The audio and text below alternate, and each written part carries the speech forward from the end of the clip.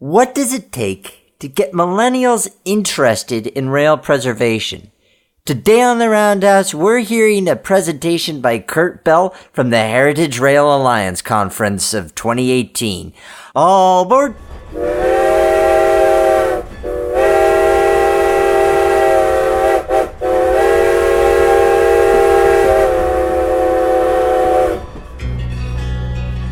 In days past, the roundhouse was where the railroad worker united with the steam locomotive, each to prepare for the journey ahead. Today, it's where we examine the history, the industry, the machines, the hobby, and the passion behind railroading. News, interviews, stories, and more. So climb aboard. This is The Roundhouse.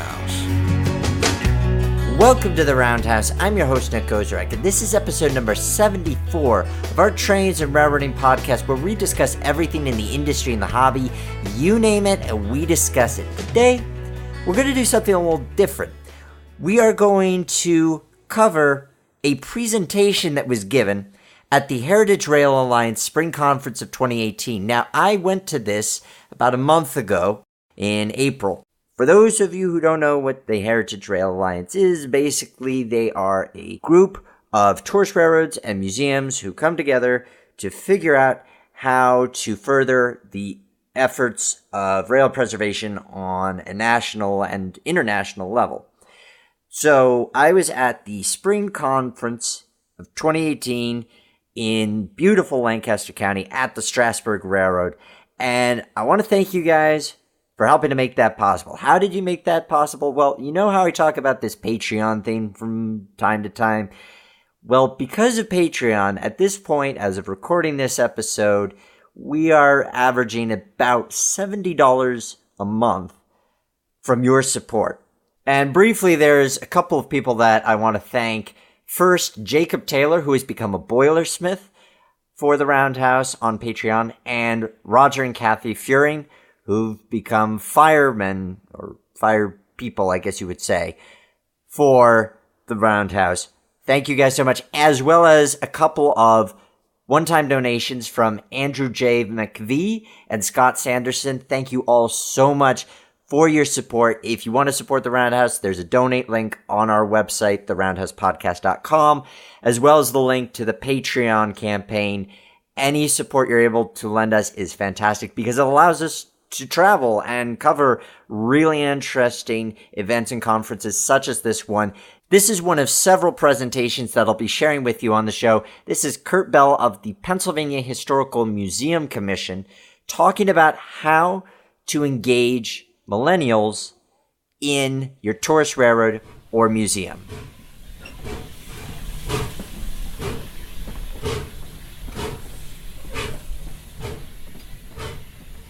Good morning, everybody. My name is Kurt Bell, and I work for the Pennsylvania Historical Museum Commission, which is the parent organization of the Railroad Museum.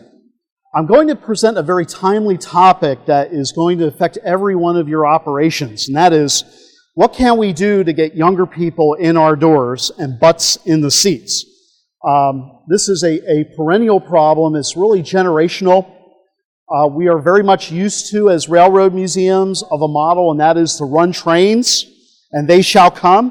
Well, we're finding that that no longer works, and that our organizations must do something different to attract what we call the generations X and Y, which is anybody between the ages of 18 and 35 to come visit your operation. So, without further ado, I hope to present to you a model to make this viable to each of your organizations.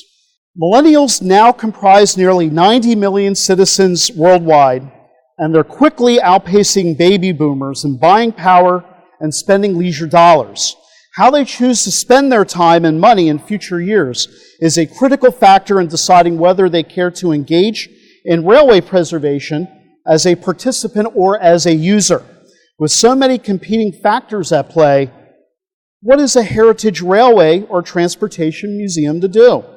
Well, this seminar will identify who your millennial audience is, what their interests and expectations are, and provide ideas and suggestions on how your railway heritage organization can rise to the challenge to meet the needs of this new digital age audience and get them through your doors and into your seats as a sustainable resource.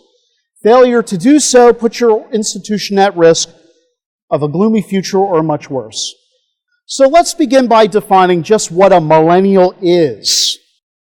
Well, broadly defined, a millennial is a person between the ages of 18 through 35 who were born between 1981 and 2000. Sometimes millennials are also referred to as generations X and Y, but they are more likely to be identified as young adults.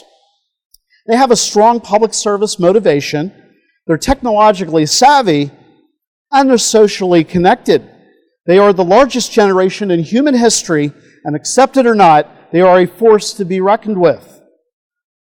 Now, we say hack the Thomas generation because Thomas the Tank Engine debuted on television in America in 1989 and has done much to get kids interested in trains in the years since. But as they grew older, many strayed from trains as they found other entertainments to compete for their short attention spans. So the millennials and Thomas are very much intertwined. And we like to say hack the Thomas generation because if you've ever heard the millennial term hack, that means to study the elements of a system so closely that you can manipulate them to create something brand new. Or in this case, figure out how we can bring the Thomas generation back into our fold. Let's face it, millennials are famously underrepresented in railway museum attendance and membership. Market research shows that this audience makes up approximately 25% of the U.S. population, and they have a consumer purchase power of over 10 trillion, with a capital T. They are the first generation of digital natives and the most racially diverse group in American history. Consider that 1 in 4 millennials is a person of color, and it becomes very clear how rapidly the demographic is changing. They are the largest generation of our time and are driving buying and philanthropic behaviors across generations. They tend to donate in smaller amounts than older generations, but they are consistent with their contributions when they understand and care about the organizations they are supporting. Just look at GoFundMe, for instance. There is a very considerable and passionate buy-in, clearly if you reach the right target. They also prioritize experience and interaction over things. More than 3 in 4 would choose to spend money on a desirable experience or a live event over buying something. Given their familiarity with social media platforms to document and disseminate these experiences, it's not surprising that many millennials report that FOMO influences their social behaviors. Well, what's FOMO, you ask? Well, that's another millennial term. That stands for the fear of missing out. Make sure you write that down. So can railway museums and tourist lines satisfy this demand? Can we remain relevant and social while maintaining our obligation to our collections? Well, for decades, this has pretty much been our industry's model. Run the train, they shall come. Well, we're finding that with this new younger generation, just running the train ride isn't going to cut it going forward. Clearly, there has to be more. So how does one marry the two elements together and get the millennials to visit your museum? After all, nonprofit history organizations are facing a whole new slew of challenges these days. Budget cuts, changing exhibit standards, Common Core requirements, interactive spaces, conservation needs, changing digital landscapes, social media. It goes on and on. It's just enough to keep the lights on and the restrooms clean. But it is vital to attract millennials to your institution because it is tied directly to your institutional survival. Attracting and retaining new museum audiences and getting the butts into the seats or not doing so, especially in the years after 2025, will sink or swim your organization. In today's emerging, as they call it, experience economy, patrons are seeking a different kind of museum visit. Think less tour and more adventure. They support open, transparent organizations that provide unique, personalized experiences that they can share among their online followers. New trends in the cultural world are quickly becoming mainstream. The search for authenticity, self-curation, and collaborative consumption are new expectations among millennials. Museums must engage them now or lose them and their patronage later. Now let's face it, millennials look for and expect good value. They will invest in institutions they care about, where it's clear what their money buys, both for the cause and for them. Millennials want programs to be both social and flexible. They care about positive and unique experiences. Quite often, it's the experience of visiting your museum or heritage railway and who you are that matters the most to them. The key motivator for visitation was a shared experience with loved ones. Let everyone be a curator and understand that your own curator is less important. Curators are no longer the celebrity rock stars of the museum world. The visitors now hold this title. The key to increasing reputation is in appealing to millennials personally and lending control and content creation to the visitors.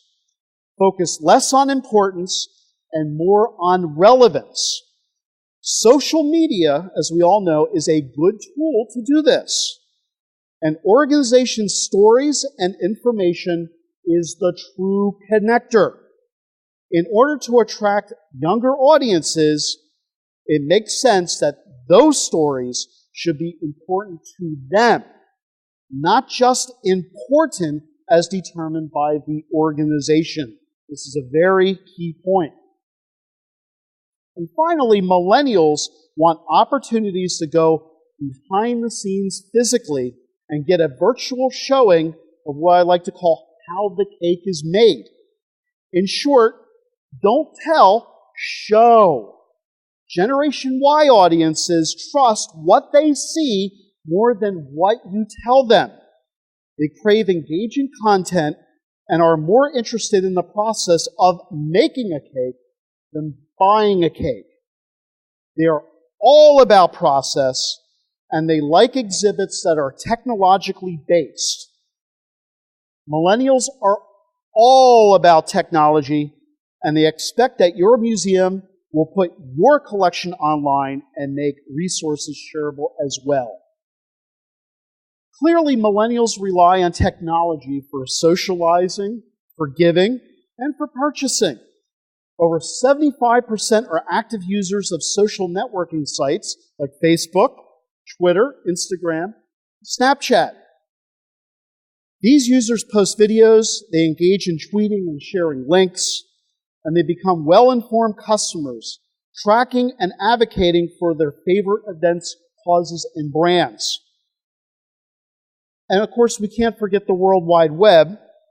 Message boards online, although they're sort of a dying model, they are what railroad historian John Hankey once called virtual railroading, which is a term that applies well to the certain segment of the web. So now that we know what a millennial is, who they are and what their likes and dislikes are, how do we design a program to attract a millennial audience to our railway museum or tourist railroad? Well, over the next few minutes, I will lay out for you a strategy that builds content, builds design, partners, timing, price, and promotion as a framework for creating a special event or a program that millennials will find sufficiently attractive to want to visit your institution. Let's begin first with content. Be sure to ground the program in content, not just experience. don't confuse millennials' interest in socialization with shallowness. This is an audience that cares about learning new things and being engaged. Exit surveys from museums indicate that the top reason millennials attend museum events were interest in topic and interest in a unique experience. And that's certainly something that railway museums can offer. Next, look to social media and trusted advisors to find topics that might resonate. Think about current events and how your mission might intersect with them. Be mindful that millennials often have a passion for social experience, for adventure, and for self-expression.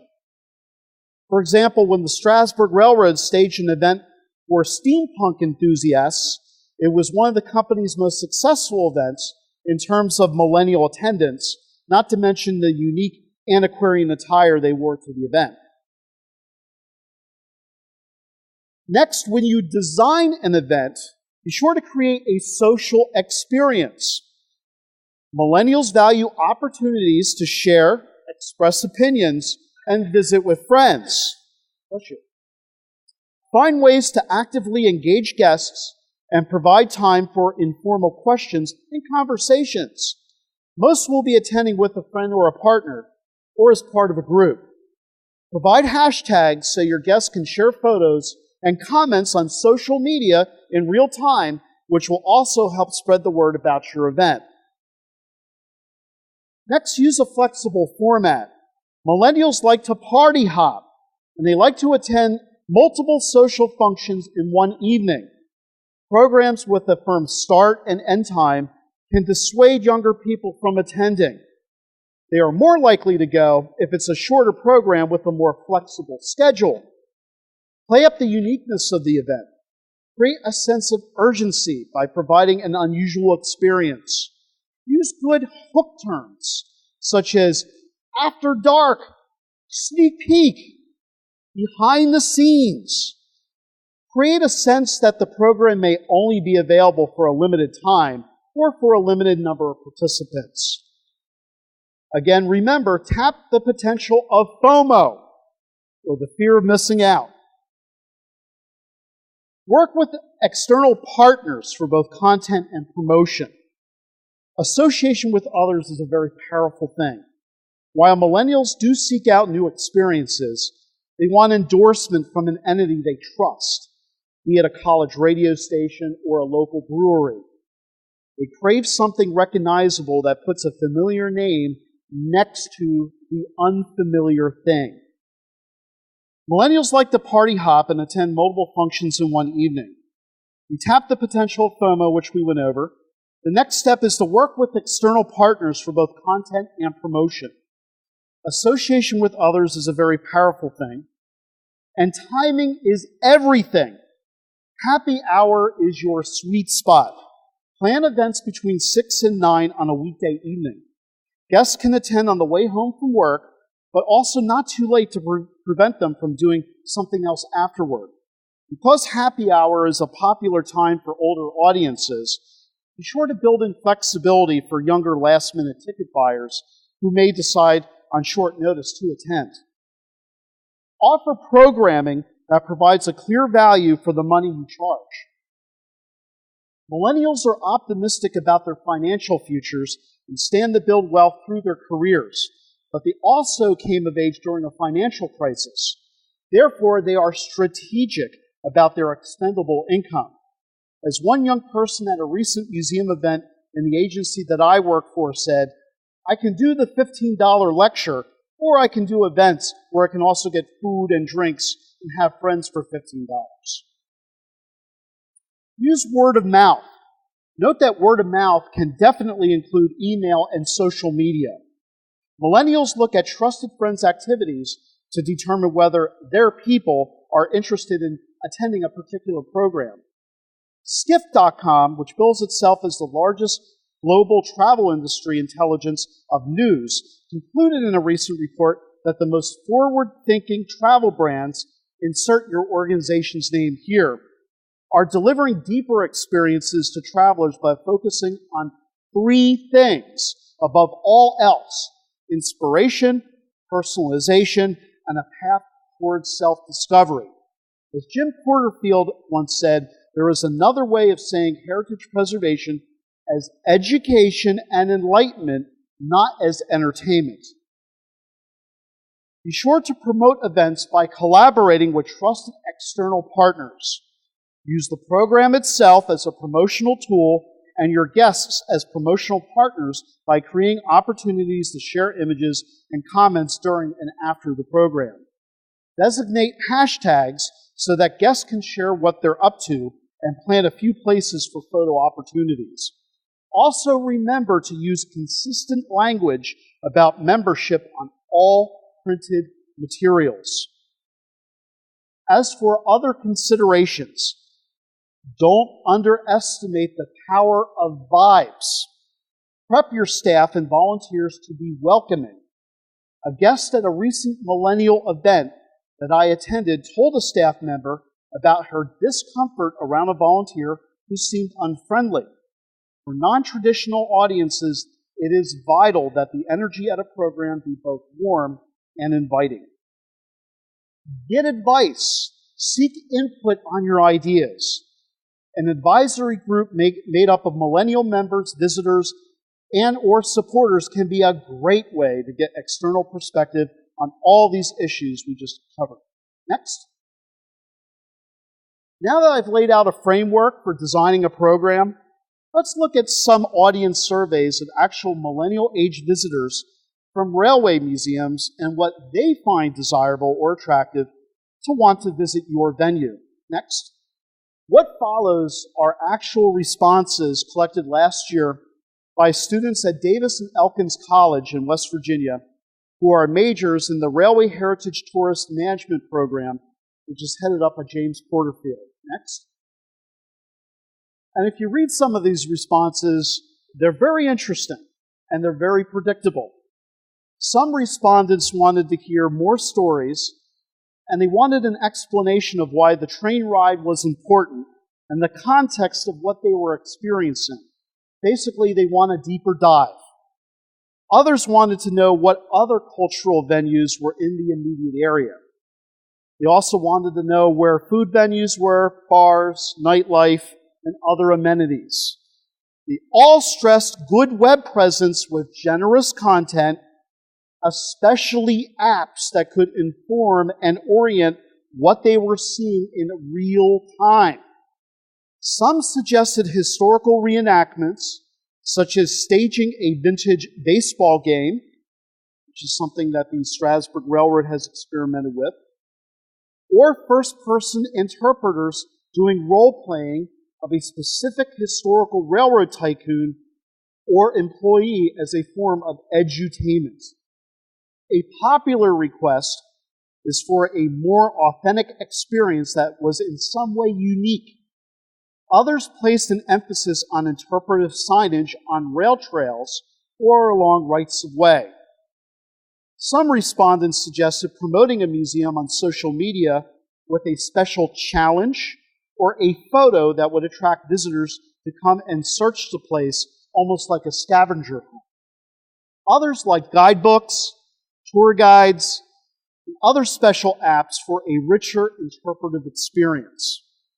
One suggestion I really liked was having a 5K race that appealed to the exercise craze and picking up bikers via van or train at a rail trailhead. Another respondent suggested, and you'll love this one, a weightlifting competition using old tools, using equipment, believe it or not, and parts. Music festivals were also of interest, like country, blues, jazz, or a ragtime piano competition. Craft beer tasting ranked very high on the list of suggestions. That's right. Just look out for Rule G. Also popular was video gaming or board game competitions on board rolling equipment. So really, look at what they're interested in and pull that into your programming. And I'm telling you, it will sell. It will hit the social media like wildfire and literally go out to thousands of people.